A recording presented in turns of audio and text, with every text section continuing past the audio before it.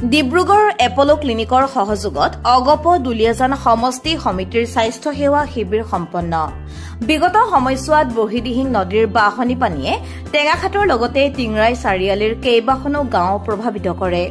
সম্প্ৰতি পানী শুকাই যোৱাৰ লগে লগে বানপীড়িত ৰাইজৰ মাজত দেখা দিব পৰা বিভিন্ন ধৰণৰ ৰোগৰ প্ৰতি লক্ষ্য ৰাখি শনিবাৰে অসম গণ পৰিষদ দলৰ দুলিয়াজান সমষ্টি সমিতিৰ সভাপতি তুলতুল হুছেইনৰ ঐকান্তিক প্ৰচেষ্টাত ডিব্ৰুগড় এপলো ক্লিনিক আৰু অসম গণ পৰিষদ দুলিয়াজান সমষ্টি সমিতি তথা ৰাইজৰ সহযোগত টিংৰাই চাৰিআলি অঞ্চলৰ বান প্ৰভাৱিত ৰাইজৰ সাহায্যাৰ্থে টিংৰাই চাৰিআলিৰ নবোদয় আদৰ্শ বিদ্যালয়ত এক বিনামূলীয়া স্বাস্থ্য সেৱা শিবিৰ অনুষ্ঠিত কৰা হয়।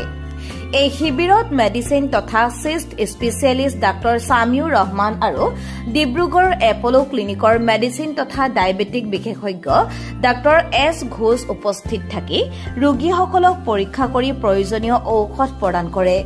আজি আমি ফ্লাডৰ পিছত যিখিনি বেমাৰ হয় তাক চাব আহিছোঁ। ইয়াৰ মাজত আমি বিশেষকৈ স্কিনৰ বেমাৰ পাইছোঁ আৰু চেষ্টৰ বেমাৰ পাইছোঁ, যেনেকৈ কাহ চৰ্দি এইবিলাক পাইছোঁ, জ্বৰ হোৱা পাইছোঁ আৰু বানপানীৰ সময়ত ভালকৈ খোৱা বোৱা নকৰাৰ কাৰণে গেছৰ প্ৰব্লেমো পাইছোঁ আৰু বিভিন্ন ধৰণৰ চুগাৰৰ বেমাৰো পাইছোঁ। যিসকল চুগাৰ বেমাৰী আছে তেওঁসকলক পাইছোঁ আৰু বহু আহিছে। আমি ইমান আজি আশা কৰা নাছিলোঁ ইমান হ'ব বুলি, কিন্তু আহিছোঁ যেতিয়া চাই যোৱাটো লাগিবই। চেষ্টা কৰিছোঁ যিমান পাৰোঁ আমি চাই যাম আজি। আকৌ ভৱিষ্যতত যদি আকৌ এনেকুৱা প্ৰয়োজন হয় আমি নিশ্চয় আহিম। আমাৰ নিজৰ মেডিকেল সেৱা আমি নিশ্চয় আকৌ আগবঢ়াম। নমস্কাৰ, মই ডক্টৰ শুভজ্যোতি ঘোষ এপলো ক্লিনিকৰ পৰা আহিছোঁ। সদ্যপ্ৰথম মই আমাৰ মিষ্টাৰ তুলতুল হুছেইন ডাঙৰীয়াক হাৰ্দিক ৰেচপেক্ট আৰু স্বাগতম আৰু আমাৰ ফালৰ পৰা বিচাৰিছোঁ যে তেখেতসকলে আমাক যি ইনভিটেশ্যন দিছে AGPৰ ফালৰ পৰা, আজি বহু বছৰ পাছত মই আকৌ হেল্থ কেম্পলৈ ওলাই গুচি আহিছোঁ, যোনটো য'ত ফ্লাড মানে বানপানী পীড়িত যিখিনি আছিল ইয়াত অলমষ্ট আমি 250 ওপৰত পেচেণ্ট আহিছে। যদিও মই ডায়েবেটিছ বিশেষজ্ঞ হয়, তাৰ পাছতো মই আজি আকৌ মোৰ MABC দিন মনত পৰিছেগৈ যে আমি সকলো বেমাৰ চিকিৎসা কৰিছিলোঁ। আজি সেইটোৱে আনন্দিত হৈছোঁ ইয়াত আহি মেলি। ভাল লাগিছে যে আমি আমাৰ সকলো এই অঞ্চলৰ সকলো মানুহক যিখিনি সেৱা দিব পাৰিছোঁ সেৱা আগবঢ়াইছোঁ। আৰু আমাৰ টীমত মোৰ লগত ডক্টৰ এছ ৰেহমান জে হস্পিটেলৰ পৰা আহিছে।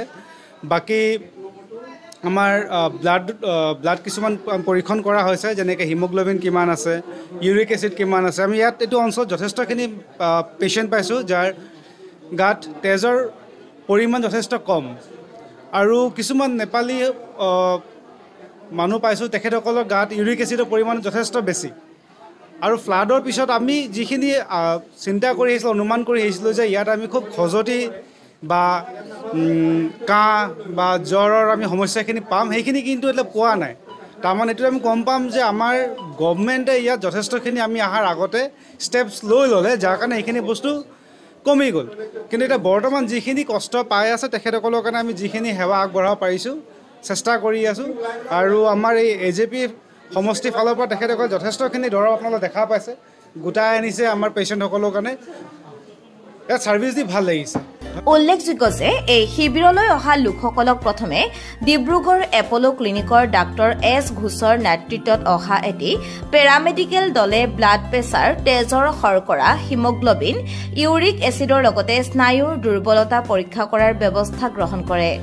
এই শিবিৰত ৰোগীসকলৰ বাবে বিশেষভাৱে ডিব্ৰুগড় GMRI ফাৰ্মা, চামাছ ড্ৰাগছ আৰু মাৰ্ঘেৰিটাৰ ৰুমি ফাৰ্মাই যোগান ধৰা ঔষধসমূহ স্থানীয় মা মেডিকেলৰ অমল দেৱ, মুবাৰক মেডিকেলৰ জুনাব শামছুল আবদিন আৰু ৰিয়াউদ্দিন আলীয়ে, মিত্ৰ শৰ্মা, জিতেন চেত্ৰী, আব্দুল কালাম আৰু নাছিৰুদ্দিনৰ সহযোগত বিতৰণ কৰাৰ লগতে স্থানীয় কেইবাগৰাকী নাৰ্ছ আৰু আশাকৰ্মীয়ে উৰেটো দিন ৰাইজৰ সেৱাৰ ক্ষেত্ৰত বিশেষভাৱে সহযোগিতা আগবঢ়োৱা পৰিলক্ষিত হয়। টেঙাখাট ৰেভিনিউ চাৰ্কলৰ অধীনত আমাৰ কেইবাঠাইতো বানপানী হৈ গ'ল।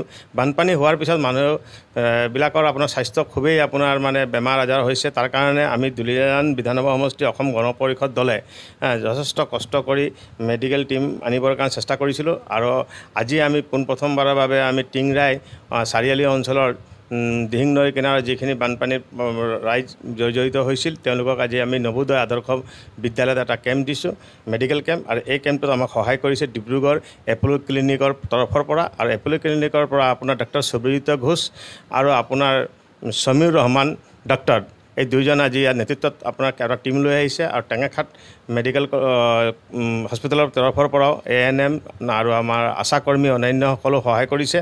আৰু আমাৰ এই কেম্পটোত ডিব্ৰুগড় GMRI ফাৰ্মা আৰু চামাছ ড্ৰাগছ আৰু ৰুমি ড্ৰাগছ হৈছে আপোনাৰ মাৰ্ঘেৰিটা বৰগোলাই, চামাছ হৈছে ড্ৰাগছ আপোনাৰ ডিব্ৰুগড়, আৰু GMRI ফাৰ্মা এওঁলোকে আমাক আজি যথেষ্ট মেডিচিন ফ্ৰীকৈ দিছে এই বানপীড়িত ৰাইজক বিতৰণ কৰিবৰ কাৰণে। আৰু আজি ইয়াৰ স্থানীয় সকলো দল, ৰাজনৈতিক দল, সংগঠন সকলোৱে আমাক আজি ইয়াত সহযোগ কৰিছে। আৰু বিশেষভাৱে এই স্কুলখন আমাৰ নবোদয় আদৰ্শ বিদ্যালয়খন নিৰ্মল চৌহান মালিকীস্বত্ব, তেখেতেও আমাক যথেষ্ট সহায় কৰিছে। ইয়াৰ লগত আমাৰ জাতীয় বিদ্যালয়ৰ ভৱানী ফুকন ডাঙৰীয়া আমাৰ লগত উপস্থিত আছে।